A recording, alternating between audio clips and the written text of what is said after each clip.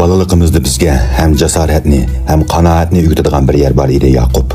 Bu yerni mening o'g'zim madaniyati degim keladi. Bizning balaligimiz ashu madaniyatning angullangan oltin davrida o'tgan bo'lib, bizning burunqilarda mahallalardagi uylar ancha zich bo'lmag'achqa o'g'zi yo'llarda to'rlashmagan edi. Bizning keyingilar bo'lsa bino madaniyatini kutib oldi. Bu chaqdagi o'g'zilar azroq tirishsanglar, mahallaning bir chetidan yana bir chetiga, hatto bir mahalladan yana bir mahallaga yer yuzini dastat kuzmay turibmi yetkizalaydi. Bu yerda har xil o'g'zi boyliqlari bo'ladi. Pat-pat nalardandir qechib chiqqan kaklik to'rg'aylar paydo bo'lib qoladi. Tüzü kuchalmaydigan, lekin o'qdek mangdigan bu qaçqullar seni ko'zing yetmaydigan orliqlardan atlatquzsa, bizga oltindek bilinadigan temir tasaklar ustiga aynak sanjilgan ushliq tamlardan mang'uzatdi. Yoz kunlari yutib ketgan kaptirani izlab tarsaliq bilan o'g'zi bo'ylab mansang, qish kunlari mo'rning kayniga mukib basma qo'yib savrchanlik bilan to'muchiq tutatdim. Har bir o'ylada yo'q degandimi o'g'ziga yamashgan birer tüp o'jim bo'ladi. Bu alayda coğrafiyalik sharoit seni qanoatchan bo'lishga majburlaydi. Meyvelerni jixyavatsang, uy egisi bilib qolsa, o'g'ziga yamashgan o shoxlarni biroqli kesib tashlaydi. Yugurayotganda ancha-muncha belosimlarga putlashib, dum tushganini hisob qolmaganda, bu o'g'zilar bizning erkin yaylaydigan yayliqimiz edi. Bir kuni men o'g'zi charlab ketib etib, orliqdagi odam o'ltirmag'ini uzun bo'lgan bir ho'yladan chir-chir qilayotgan bachkining ovozini anglab qoldim. Tushib qarasam, qaznaqdagi qo'ziqqa esilgan bir eski chilakka bir jup ko'kkatlar bola chiqaribdi. Yaqinlashsam, anisi uchib ketdi. İki balısıga anısı bilen dadısını qo'shib biroqla alay dedimde kechqurunlikqa kirishni o'ylab chiqib ketdim. O'yla xeli keng bo'lib, o'tirisidagi gullikda yilimin nurg'un yovu gullar o'sib turadi. Qarong'i tushganda men u yerga berib mo'rning kayniga o'tib fursat kutib saqlab turdim. Kirganda kichik peshayvonning to'rigidan seyrilib tushgan bilan chiqqanda kaptarni ko'tarib qandoq chiqib ketishni planlayotganimda yiroqdan bir narsaning o'mlab kelayotganligini ko'rib jon penim chiqib ketay deb qoldi. Men texi uni bir lolma eshitmikin debdiman. O gayi turib, gayi o'mlab degandek dal men turayotgan yerga qarab kelmoqda edi. Mo'rning chalmasini qo'murib qo'limda tutib turdim. U mendan 3-4 metr yiroqda to'xtadi-da, o'g'zidan beshini sangilatib, o'ylig'i timsiqlab qaradi. Yaqub dedim men ixtiyorsiz.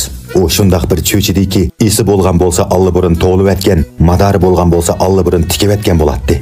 O o'rilib o'ngda yotgan peti bir putini mudofiya uchun ko'tarib, ikki qo'li bilan surilib kayniga nech qadam dojidi. "Yo Yaqub, mushernimi timsiqlab bo'lganmiding?" dedim uning yeniga kelib. "Sening dardingda bu kang o'g'zilar odamga tar bo'ldi-ku." "Voy yurkum" dedi u ko'ksini tutgancha esiga kelmoqchi bo'lib. "Men haqiqatan seni ko'rib bo'ldi deb atiga qoldirmay bugunla elib o'tay degan. Yana sening kayningda qoptimanmi?" dedi u esiga kelib. "Istiqboling naqadar parlaq Yaqub" dedim men. "Sen menchilik bo'lguncha bu yerdagi mo'rlarmi saqolmaydigan o'xshaydi." "Men senchilik bo'lguncha" dedi u. "Menga shu mo'rlardan boshqa narsa qolmaydigan o'xshaydi." "Sen kiramsan menmi? Bo'lmasa men sirtda kuzatib turib turay. Sen kir" dedim men gapning poskallisini aytib. "Qandoq bo'lishimiz?" dedi u texmi poskallisiga kelib. "Kichiklarni sen, cho'nglarni men olarman" dedim men. "Men kirgandan keyin cho'nglarni men olarman" dedi u. "Bu yerga avval men kelgandiman." "Undaq bo'lsa" dedi u. "Cho'ng bo'lamdi, kichik bo'lamdi, tap-tang bo'lishimiz. Uning bilan talishib o'ltirmay ma'qul" dedim. "Chiqqanda qandoq chiqsan?" so'radim men uningdan. "Men planlab qo'ygan" dedi u. "Eshikning yanida bir o'choq bor ekan, shu yerdan chiqib ketaman. Sen hozir eshikning yaniga berib meni saqla, shu yerdan sunib beraman. Sen meni besib bo'psan Yaqub, atdiganning yog'i men nerdan chiqib ketishni bilolmay yurgan." U peshayvonning to'rigi bilan yomishib tushishga tayyorlik qildi. Ma'vo bir yerimga kirib ketmasin degunicha beliga qistirib olgan sayt o'g'raydigan pichoqni elib o'ylig'i dastichlab tashladi. "Pichoqni nima qilasan?" dedim hayron qilib uningga. Men qandoq hayron qolgan bo'lsam, u shundoq hayron bo'ldi-da, "Beshini kesib olarmiz" dedi. "Yo Yaqub, sarangmisan? Nima deb beshini kesib olasan?" "Amisi nerini kesib olaman" dedi u. "Hey, nima degan yirtqush nimasan? To'xta, olsang biroqla ol, bo'lmasa men olmayman." "Nemishqa biroqla olamiz" dedi u. "Amisi beshini kesib elib nima qilasan sarang?" "Yeyman-da" dedi u xotirjam holda. "Yaqub, men sendan qo'rqib kelyapman. Sen rostilla beshini kesib elib yemsan? Sen nerini kesib elib yeyting" dedi u. Uning ovozi xeli o'rpuyib chiqqachqa, men bu kechda uning bilan bu yerda takallashib turishni muvofiq ko'rmadim. "Bo'pti, beshini yesangmi ye yirtqich. Lekin hozir butun peti elib chiqib, ati beshini kesib olib qolgan yerini menga bersang-ku bo'la? Qolgan yerini sen nima qilasan?" dedi u hayron qolgandek. "Kavob pishirarman menmi?" dedim men. "Rostmi?" dedi u. "Yenib olmaysan ha? Ishonmasang meni qo'lim." "Undaq bo'lsa, mushi yerdala beshi bilan boshqa yerini ishkiga bo'lib elib chiqay" dedi u xo'sh bo'lib. "Hey, nimaga oldiraysan deyman? Beshini yesangmi ati pishirib yersan? Xampeti chaynab tükürüp etsangmi bek peyz bo'ladi" dedi u. "Yo'q, u hayvon gunovalisi. Sen odammi ya? Teqa xampeti yemsan? Uning ustiga mushkashda qo'rqmay beshini qandoq kessan deyman. Men kesib, ayirib elib chiqsam bo'lamdi zodi, dedi u terikib. U jiq gap qilmayla to'rikdan serilib tushib ketdi. Yo, dedim men o'g'izdan tushib ishning oldiga ketayotgach. Nima degan qabiy nima bu? Necha vaqtdan beri buning bilan bilmay billa o'ynab yuribdimi? Mushkashda kaptarlarning kallasini kesib olaman dedi ya. Tegi xampeti chaynab tükürüp edirken. Toğunun kallasını mı şunda kılamdıgandı? Əras, eliqi kiçiklerinin mi beşini kesip elib iter mi? Yaqub, dedim ben işikinin yeniğe barğandan keyin ona hoyladın toğlap ekilip. Ütünüp qalay, kiçiklerinin beşini kesme. Kesip boldum, dedi o ve xiyali de yok işikinin aldıdan ayrıldı. Mening putqollarimda jon qalmay, kaptarlarning uchib ketishini yoki necha vaqtdan beri kelmagan o'yigisinin hozir tuyuqsiz kep qilishini umid qilib turdim. U sunib bergan narsani erishga hech qancha royim qilmagan edi. Mushtumchilik nimaning kallasini qandoq uzgansan hayvon, deydim ichimda. Seni o'tib ketgan bir kalva deb yuratdim. Asli qip-qizil bir saronkensan-ku. Bir hazadan keyin u ishning oldiga keldi-da, mauna ola degancha bir badirga chigilgan xaltini sunib berdi. Titrab turib, kallasi tindin juda qilingan kaptarlar qachlangan xaltini badirdan ajratdim, lekin tutib beqishga jur'at qila olmadim. Nimandaq jiq bu, dedim men ishning oldiga kelib asta. To'tili bor edi u. Jiq ekan, texi netchisini olmadim. Kunduz kirmagan bilan kechda nurg'un kaptarlar kirdi-kanda, dedim men ichimda. Va xaltini yiroqroq yerga opirib qo'ygan elib mangdim. Badanimga tegib ketishdimi, tenim shurkunib, o'zimga qancha yiroq tuta olsam, shuncha yiroq tutqancha elib ketib Kaptar olaman deb qarab turib bir xalta bossiz kaptarlarga erishib qoldim-a? Endi u kaptarlarning beshini yanchiqqa salsa-mu, yoki o'zi degandek og'ziga salsa-mu, o'zi yolg'iz chiqib ketalaydigan yerda edi. Lekin xeli saqlasam-mu, u chiqmadi. Ishikning yeniga qaytib berib, uni asta to'ladim. Nima qilyapsan, ey eshak? Chiqmaysan-ku. Sen oladigan yerini bog'lab-odaman, dedi u ishikning yeniga kelib. Bayamqı xaltidiki, shu men oladigan yeridu, dedim men uning hayron qilib. Bayamqisining hammasi boshni men oladigan bo'lgan, yana olmijimi, dedi u. Nima? Bayamqisining hammasi bosh dedingmi? Tenim teximi shurkunib ketdi. Uni unutib bayamqi qopning yeniga bordim.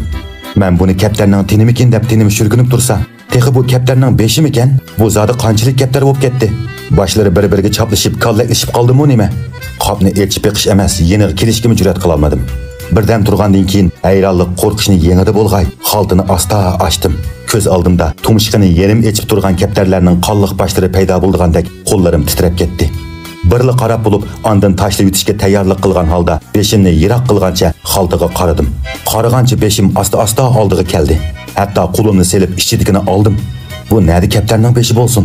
Taxsidek cho'ng kichik optopparastlar turadi. Bu asli optopparastning beshini kesaman debdikanda. Qolgan yerini men olaman desam, shuni xo'sh bo'lib ketibdikanda. Xampeti chaynab tükürüydiman desa, nima deydigandu deb yuribdiman. Men kunduzda kelganda, o'ylada ras 10 necha tutib optopparast turadi. U xam gazirnimi bo'sh qo'ymaydigan pas o'g'ri. Buni pilalg'anligin kimning xiyoliga keldi? Bu xarab o'ylada ash kaptardan boshqa beshi bor narsaning borligini kim o'ylasin?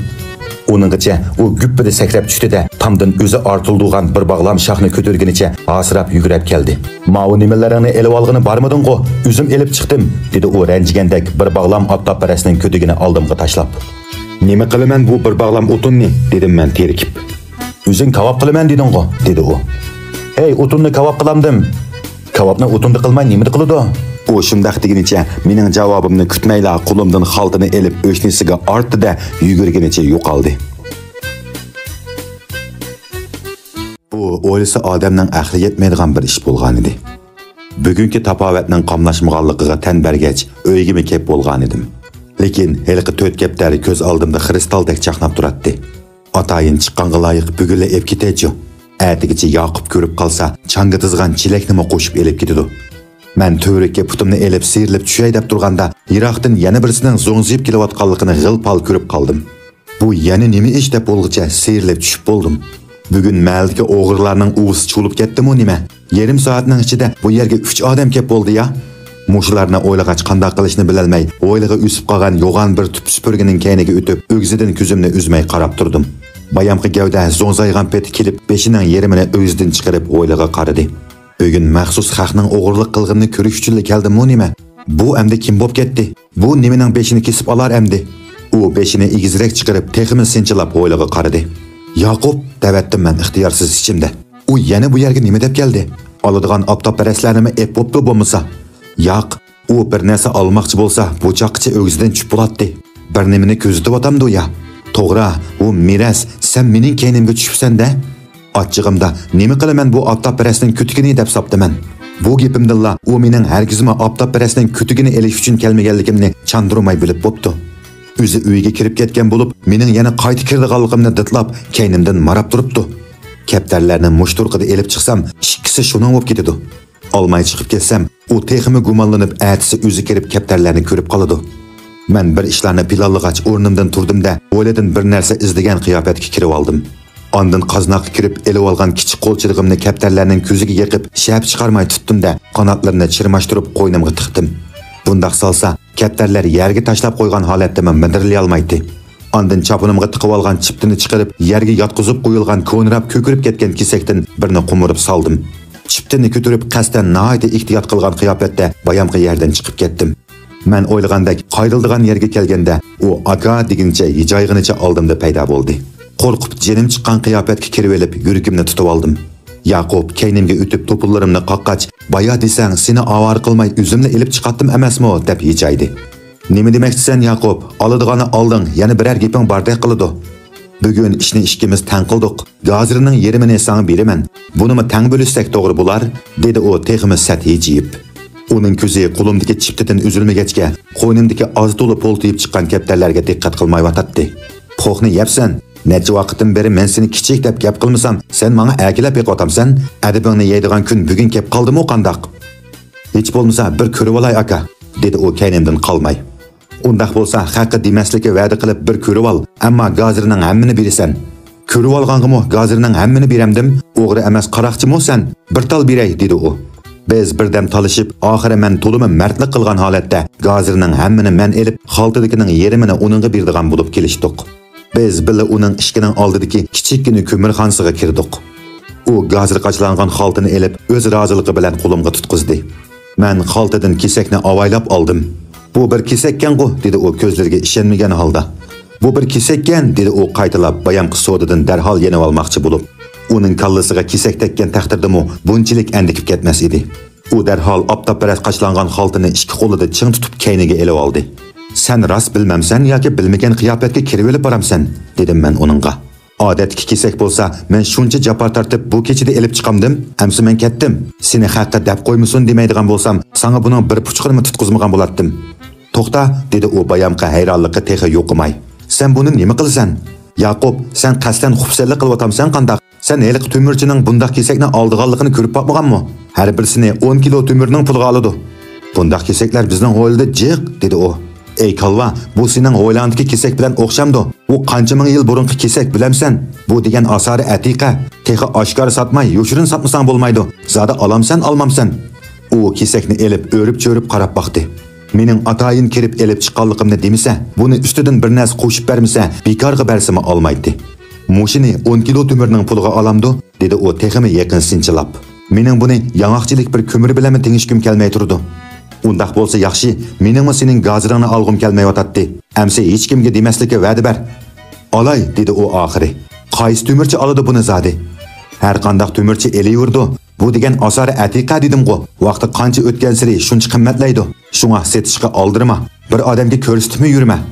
Ashundaq deb uning ko'mir cho'qiydigan kagisi bilan kesakni o'rib ikkiga bo'ldim-da, atay uningga kichkina tutqizdim. Uni birsiga deb qo'ymaslikka necha qatim va'da qildirib mangmoqchi bo'ldim.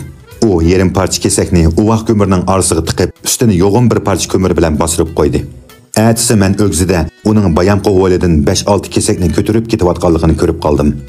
Yoshirinch qilgan qiyofatga kirib olgan bir harakatni qasdan sezdirib qo'yish orqali qarshi tarafni g'alat qilish 36 tadbirning birida so'zildi ekan. Ayni vaqtda Lyuban qasdan yoshirincha bir ko'rik yasgan qiyofatga kirib olgan. Buningdagi maqsad raqibi Shangyuga mushi osmi yo'l orqali bizga hujum qilmoqchi bo'layotdi degan tuyg'uni berish edi. Shangyu mudofialanish uchun asosiy qo'shinni ko'rikning oldiga o'rlashtirgan fursatda Lyuban keyin tarafdan hujum qilib shaharni olgan. Bu oldidan ko'rik yasgan qiyofatga kirib olib, keyindan shaharga hujum qilish deb ataladi. Men bu o'chaqda kesak o'g'irlagan qiyofatni qasdan sezdirib qo'yish orqali kaptarni saqlab qolmay, gazirni men birga qo'shib elib olgan edim. Bundaq desam, ot qo'shning Yaqubga ish og'irtib, meni tillab ketma. Uning meni qiltiqiga olgan tadbirlarimi oz emas. Kelar qatim uning 36 tadbirining qaysisini qo'llanib, Dixon bozoridan shapaq terganligini deb beraman.